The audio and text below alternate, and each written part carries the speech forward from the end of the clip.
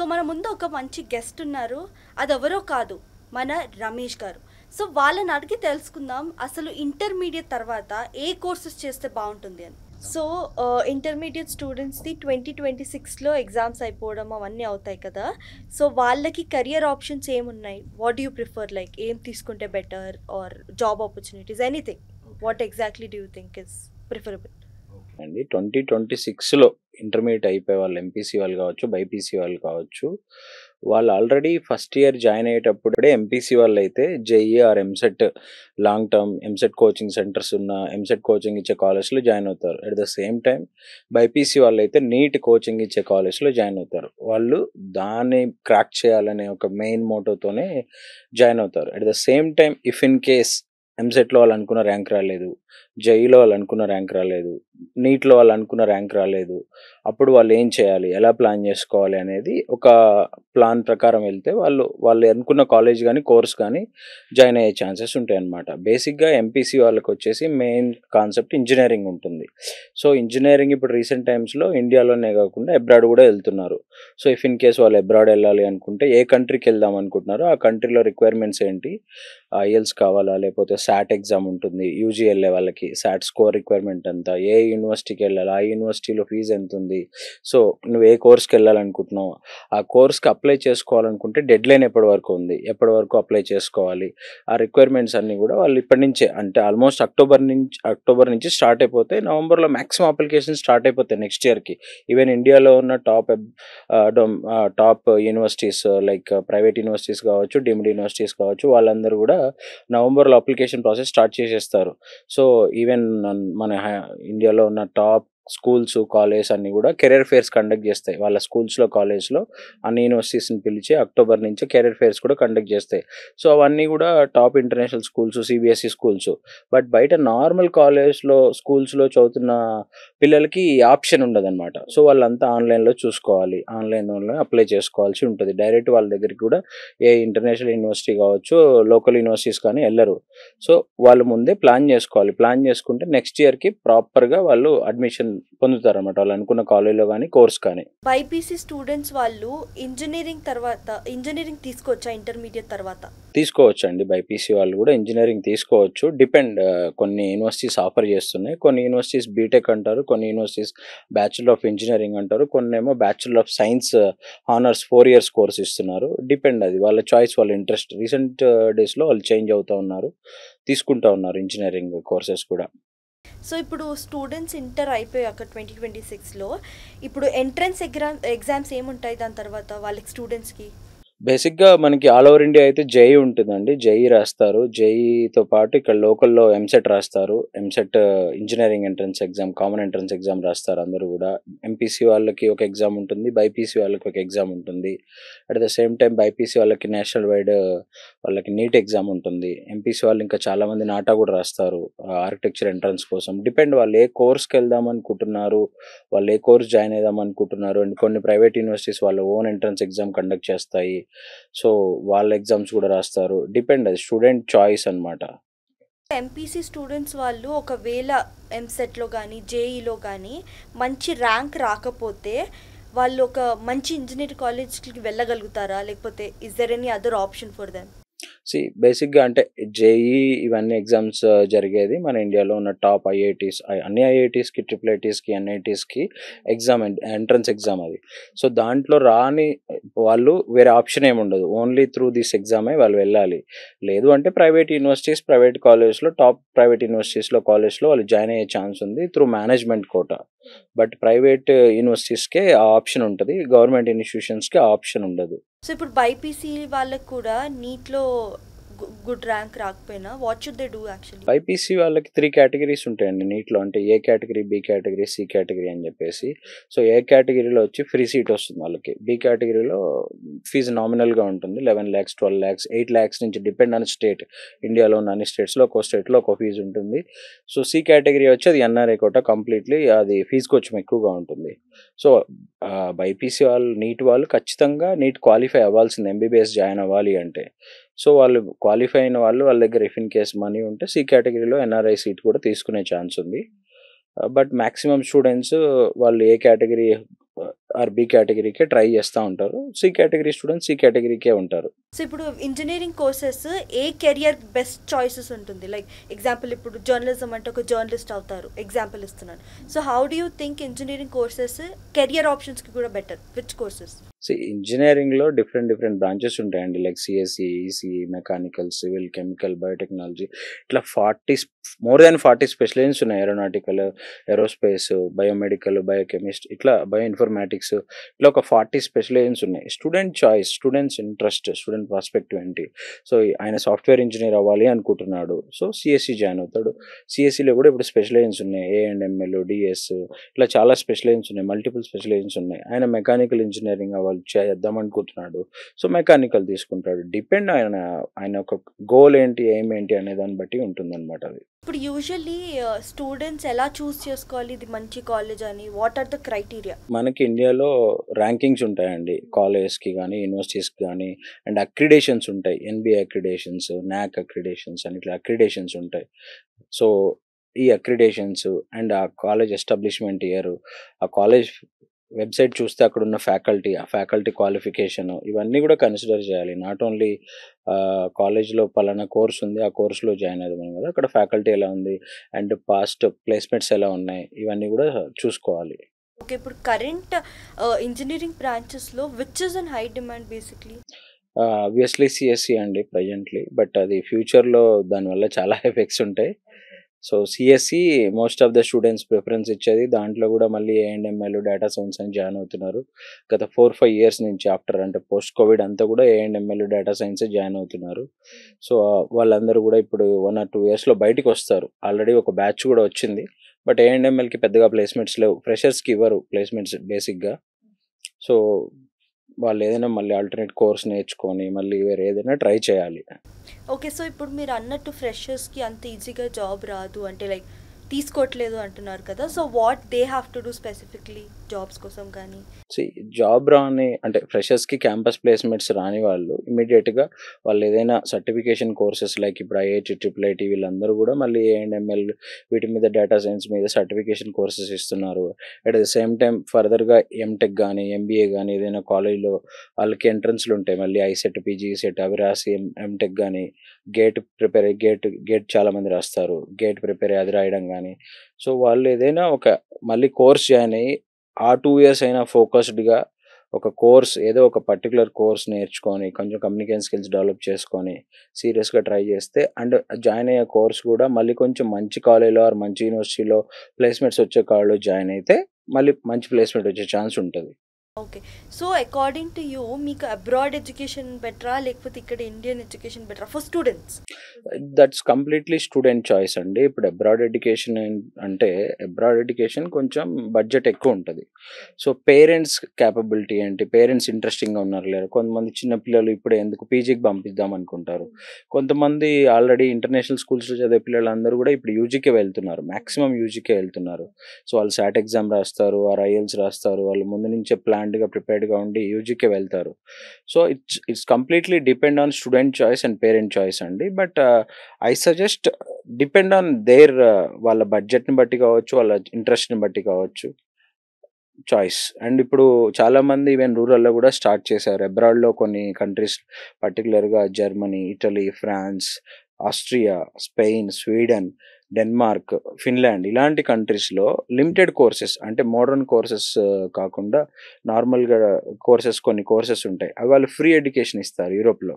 So కాకపోతే దానికి 1 year ముందు నుంచే ప్రాసెస్ చేసుకోవాలి. ఈ నవంబర్ నుంచే వాళ్ళు అప్లికేషన్స్ రిలీజ్ చేస్తారు. కొంచెం మంచి మెరిట్ బేస్ ఉన్న స్టూడెంట్స్కి ఫ్రీ ఎడ్యుకేషన్ ఇస్తారు. దాని మీద కొంచెం హోంవర్క్ చేసి పంపిస్తే వాళ్ళకి కొంచెం మంచి కెరియర్ ఆప్షన్స్ ఉంటాయి. ఇప్పుడు ఈవెన్ రీసెంట్ డేస్లో చైనా కూడా ఫ్రీ ఎడ్యుకేషన్ ఇస్తుంది ఇండియన్ స్టూడెంట్స్కి. సో చైనా కొంచెం అడ్వాన్స్గా ఉంటుంది ఇంజనీరింగ్లో. సో చైనా లాంటి కంట్రీస్ కూడా ప్లాన్ చేసుకోవచ్చు, వెళ్తున్నారు. బట్ కొంచెం మన వాళ్ళు భయపడతారు. మనీ కాదు, ఈ ఫ్రీ ఎడ్యుకేషన్, చైనా ఇవన్నీ కూడా free education. Yeah, study and job opportunities ఇప్పుడు ఇంజనీరింగ్ వాళ్ళ స్టూడెంట్స్కి అబ్రాడ్లో ఉండే ఛాన్స్ ఉందా అసలు? డిపెండ్ ఆన్ కంట్రీ అండి, వాళ్ళు ఏ కంట్రీకి వెళ్తున్నారు అనే దాన్ని బట్టి ఉంటుంది. సో యూజీ వాళ్ళైనా పీజీ వాళ్ళైనా పార్ట్ టైం ఒక 20 hours చేసుకోవడానికి లీగల్గా ఆప్షన్ ఉంటుంది. మోర్ దెన్ దట్ చేయడానికి ఉండదు. సో వాళ్ళ మినిమం ఎక్స్పెన్సెస్ వరకు ఎర్న్ చేసుకోవచ్చు. సో మన వాళ్ళు కొంచెం మంది ఓవర్ టైం చేస్తారు, అది సజెషనబుల్ కాదనమాట. అది. సో ఇప్పుడు స్టూడెంట్స్ బేసిక్లీ చాలా టెన్స్డ్గా ఉంటారు కదా, ఏ కోర్స్ తీసుకోవాలి, ఏ యూనివర్సిటీ తీసుకోవాలని. So what do you prefer, like ఎలా వాళ్ళు చూసుకోవాలి, ప్రోస్ అండ్ కాన్స్ ఏం చూసుకోవాలి అని, వాట్ డూ యూ సజెస్ట్? బేసిక్గా 26లో ఎవరైతే engineering or any graduation like BBA LLBA any graduation వాళ్ళు జాయిన్ అవ్వాలి అనుకుంటున్నారో వాళ్ళు బేసిక్ హోంవర్క్ ఏం చేయాలి అంటే, so whether they want to study in Andhra or Telangana, వాళ్ళ లోకల్ ప్లేస్లో చదువుదాం అనుకుంటున్నారా, లేదు నార్త్ ఇండియా వెళ్దాం అనుకుంటున్నారా, లేదు బెంగళూరు ఆర్ చెన్నై వెళ్దాం అనుకుంటున్నారా, సో వాళ్ళ బడ్జెట్ని బట్టి వాళ్ళు ఆ యూనివర్సిటీస్ ఒక 4-5 యూనివర్సిటీస్ షార్ట్ లిస్ట్ చేసుకొని, చాలామంది 10-15 యూనివర్సిటీస్కి అప్లై చేస్తారు ఆన్లైన్లో ఆఫ్లైన్లో. అక్కడ గూగుల్లో ఏ సైట్ దొరికితే ఆ సైట్లో అప్లై చేసేస్తూ ఉంటారు. అలా అప్లై చేయడం వల్ల వాళ్ళకి కంటిన్యూగా కాల్స్ వస్తూ ఉంటాయి. అలా అప్లై చేయకుండా ప్రాపర్గా ఒక 4-5 కాలేజెస్ ఆర్ 4-5 యూనివర్సిటీస్ మీరు మీ కోర్స్ అక్కడ బాగుంటుంది అని చెప్పి మీరు డిసైడ్ అయిన తర్వాత వాటికి అప్లికేషన్ ప్రాసెస్ స్టార్ట్ చేసుకొని, కొంతమంది ఇంటర్వ్యూ పెడతారు, కొంతమంది ఎగ్జామ్ కూడా పెడతారు, అండ్ కొంతమంది స్కాలర్షిప్స్ కూడా ఇస్తారు మెరిట్ బేస్ మీద. సో అవి సెలెక్ట్ చేసుకొని పెట్టుకోవాలి. డిపెండ్ ఆన్ స్టూడెంట్ చాయిస్ అండి. అది ఒక 4-5 యూనివర్సిటీస్కి అప్లై చేసుకోవాలి. ఇప్పుడు కొన్ని కాలేజ్ చూసారంటే వీళ్ళు చాలామంది ఎలో చేస్తారు, యూనివర్సిటీస్ వాళ్ళందరినీ సెమినార్స్ ఇచ్చుకోవడానికి, అప్లికేషన్ సేల్ చేసుకోవడానికి ఎలో చేస్తారు. సో అలా సేల్ చేసినప్పుడు ఏం చేస్తారంటే maximum south India, north India అన్ని యూనివర్సిటీస్కి అప్లై చేస్తూ ఉంటారు స్టూడెంట్స్. అలా అప్లై చేయడం వల్ల ఈవెన్ ఒక అప్లికేషన్ 1000-2000 రూపీస్ ఉంటుంది. ఓ 10+ యూనివర్సిటీస్కి అప్లై చేస్తే అక్కడే వాళ్ళు ఒక 20,000 రూపీస్ స్పెండ్ చేయాల్సి వస్తుంది. అది ఒక తప్పు అనమాట. ఎందుకు అంటే మీ ఫోకస్ ఏమో ఒక 4 యూనివర్సిటీస్ 5 యూనివర్సిటీస్ సెలెక్ట్ చేసుకోవాలి, మ్యాక్సిమం 6, అంతకంటే సెలెక్ట్ చేసుకోవాల్సిన అవసరం కూడా లేదు. సో నేను ప్రతిదానికి ప్రతిదానికి అప్లై చేస్తాను అని చెప్తే దానివల్ల time waste, energy waste. So నీ మెయిన్ ఫోకస్ గోల్ ఏదైతే ఉందో అది డైవర్ట్ అయిపోతుంది. నీ మెయిన్ ఫోకస్ ఇప్పుడు ఎంపీసీ వాళ్ళైతే ఏంటి, జేఈ.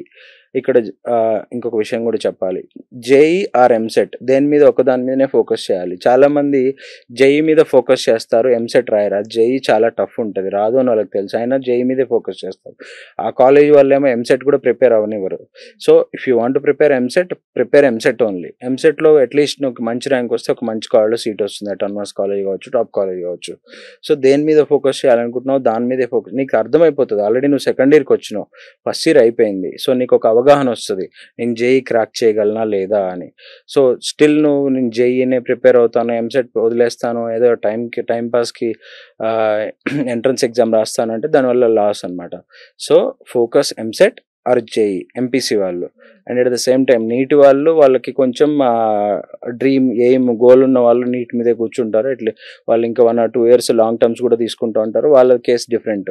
ఏదో ఊరికే ట్రై చేద్దాం అనుకునే వాళ్ళు whether you try for EAMCET or NEET దాని మీద ఫోకస్ చేయాలి. ఇవి రెండు కాదు, లోకల్ కాలేజ్లో or local universities or private universities or abroad, నువ్వు ఏదైతే ఒకటి అనుకుంటున్నావో, ప్లాన్ చేద్దాం అనుకుంటున్నావో, ఈవెన్ పేరెంట్స్ కూడా మా బాబుని అబ్రాడ్ పంపిద్దాం అనుకుంటున్నాను, ఏ కంట్రీ, ఏ కోర్సు, అక్కడ బడ్జెట్ ఎంత, ఏ ఇంటేక్ ఉంటుంది, ఇవన్నీ కూడా కొంచెం గ్రౌండ్ వర్క్ చేసుకోవాలి. సో ఫోకస్డ్గా 4-5 యూనివర్సిటీస్కి అప్లై చేసుకొని దానికి ఏం రిక్వైర్మెంట్స్ ఉన్నాయో చూసుకొని ప్రిపేర్ అయ్యి ఇది చేస్తే కనుక ఖచ్చితంగా మంచి కోర్సు, మంచి స్కాలర్షిప్స్తో అడ్మిషన్ వచ్చే ఛాన్స్ ఉంటుంది.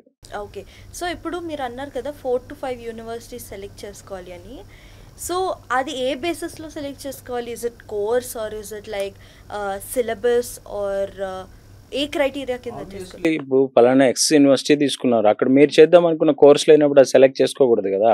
సో మీరు ఏదైతే కోర్స్ అనుకుంటున్నారు, B Tech chemical engineering or B Tech bio informatics or B Tech CSC with A&ML, ఆ బీటెక్ సిఎస్సి A&ML ఉన్న కాలేజ్ ఏది ఉంది, ఆ కాలేజ్లో ప్లేస్మెంట్స్ ఎలా ఉన్నాయి, దాంట్లో ఫీజు ఎంత ఉంది, దానికి అక్రిడేషన్స్ ఏమున్నాయి, సో దాని ర్యాంకింగ్ ఎంత ఉంది, ఇవన్నీ చూసుకోవాలి కదా. అన్నీ చూడాలండి. Not and inside campus hostel ఉందా లేదా, ఇఫ్ ఇన్ కేస్ లోకల్లో సిటీలో ఉంటే దానికి ట్రాన్స్పోర్ట్ ఫెసిలిటీ ఉందా లేదా, ఉంటే మన ఏరియా నుంచి ఉందా లేదా, ఎవ్రీథింగ్ మ్యాటర్స్ అండి, ఎవ్రీథింగ్ మ్యాటర్స్. 2025లో ఇప్పుడు ఇంజనీరింగ్ స్టూడెంట్స్ చేస్తున్నారు కదా, సో వాళ్ళకి 2029లో జాబ్ ఆపర్చునిటీస్ అనేది ఎలా వెతుక్కోవాలి, ప్లేస్మెంట్స్ ఎలా వెతుక్కోవాలి, ఎలా యూనివర్సిటీస్లో వస్తాయి ప్లేస్మెంట్స్, కానీ అన్నిటికీ అప్లై చేయలేరు కదా. So what should they do, like ఇలా దీనికే పెట్టాలి, అది obviously they will be on their thing, like నాకు ఇది ఇష్టం కాబట్టి నేను ఇది వెళ్తానని. But there are some things which needs to be given attention to. What do you think those are? So బేసిక్గా ఇప్పుడు ఎవరైతే ఈ ఇయర్ ఇంజనీరింగ్ జాయిన్ అయ్యారో 2025లో వాళ్ళు 2029లో పాస్ అవుతారు. సో వాళ్ళు 29లో ప్లేస్మెంట్ క్రాక్ చేయాలి అంటే వాళ్ళు ఫస్ట్ ఇయర్ నుంచే ఫోకస్డ్గా డెడికేటెడ్గా దాని మీద కూర్చోవాలి. ఇఫ్ ఇట్ కేస్ వాళ్ళు అంటే వాళ్ళ ప్రాస్పెక్టివ్ కూడా అండి, అందరూ ప్లేస్మెంట్ కోసమే చదవరు. సో బేసిక్గా ఇంజనీరింగ్ జాయిన్ అయ్యే వాళ్ళందరూ, సిఎస్సి జాయిన్ అయ్యే వాళ్ళందరూ కూడా ఒక మంచి సాఫ్ట్వేర్ జాబ్ కంపెనీలో సాఫ్ట్వేర్ ఇంజనీర్ దానికి సంబంధించిన జాబ్ రిలేటెడ్ ఏదైతే జాబ్ క్రాక్ చేయాలని జాయిన్ అవుతారు.